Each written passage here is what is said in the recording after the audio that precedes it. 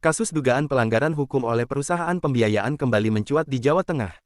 Seorang warga Kabupaten Semarang berinisial AAS 30 resmi melaporkan PT Wahana Otomitra Multiarta, Tbk UOM Finance Cabang Solo ke Otoritas Jasa Keuangan OJK Provinsi Jawa Tengah dan Direktorat Reserse Kriminal Umum Ditreskrimum Polda Jawa Tengah. Pelaporan tersebut dilakukan atas dugaan penarikan paksa kendaraan truk tangki H8405 JC merek Hino, yang terdaftar atas nama STNKAW. Tanpa surat penetapan dari pengadilan negeri setempat, sebagaimana diwajibkan dalam putusan Mahkamah Konstitusi nomor 18 PUXVI 2019. Dalam tanda terima surat resmi tertanggal tanggal 6 Oktober tahun 2025 yang diterima redaksi, Lembaga Cegah Kejahatan Indonesia LCKI Provinsi Jawa Tengah turut mendampingi korban dalam penyampaian laporan kepada OJK. Sementara laporan ke Polda Jateng diterima oleh petugas Ditreskrimum dengan perihal laporan terkait perampasan dan penggelapan mobil truk tangki.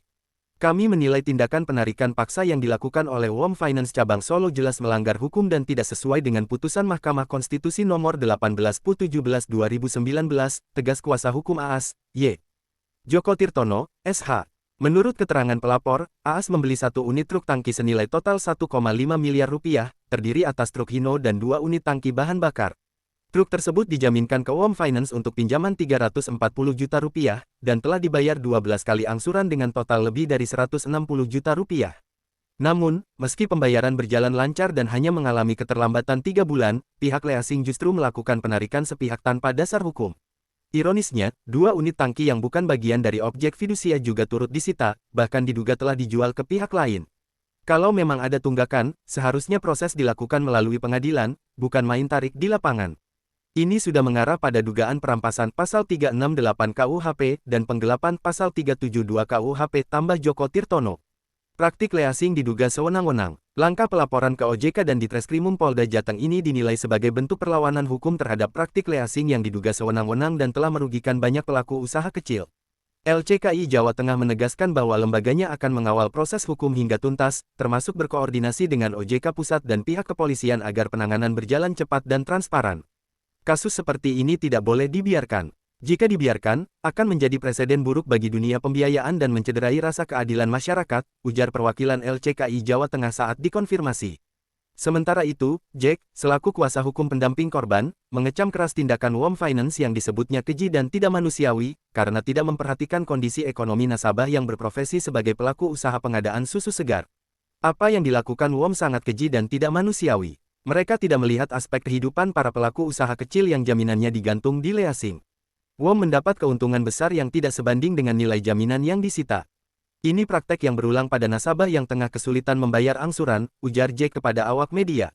Ia menegaskan, pihaknya bersama tim hukum akan menempuh jalur gugatan perdata di pengadilan negeri setempat, selain proses pidana yang tengah dilaporkan ke Polda Jawa Tengah. Nasabah kami mengalami kerugian besar. Kami tidak akan diam. Kami juga akan menggugat secara perdata, karena perbuatan ini telah melanggar asas keadilan dan perlindungan konsumen, tegasnya. Kini, publik menanti langkah tegas dari OJK Jawa Tengah dan Polda Jateng untuk memproses laporan tersebut sesuai Undang-Undang Nomor 42 Tahun 1999 tentang Jaminan Fidusia dan putusan Mahkamah Konstitusi Nomor 18 PUXVI 2019, yang secara tegas menyatakan bahwa eksekusi kendaraan kredit tidak boleh dilakukan tanpa putusan pengadilan. Kasus ini diharapkan menjadi peringatan keras bagi lembaga pembiayaan agar menghentikan praktik penarikan sepihak yang merugikan masyarakat dan bertentangan dengan hukum. Dari Kantor Berita Semarang, Iskandar melaporkan untuk Portal Indonesia Newsnet. Oke, selamat malam. Saya ingin menyampaikan perihal tentang nasib klien kami yang bernama AS, ya, sehubungan dengan perkara di finance UOM. Ya, ceritanya sangat menyedihkan klien kami bahwa klien kami meminjamkan BPKB truck trailer, ya, yang panjang itu senilai 340 juta.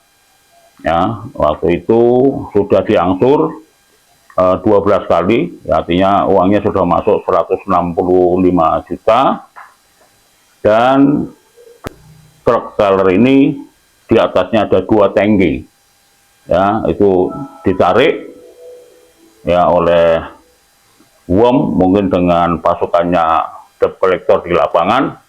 Nah, kami punya videonya, ya, kami punya inisialnya semua, bahwa truk trailer ini ditarik dulu hingga 2 tangki ini ditinggal.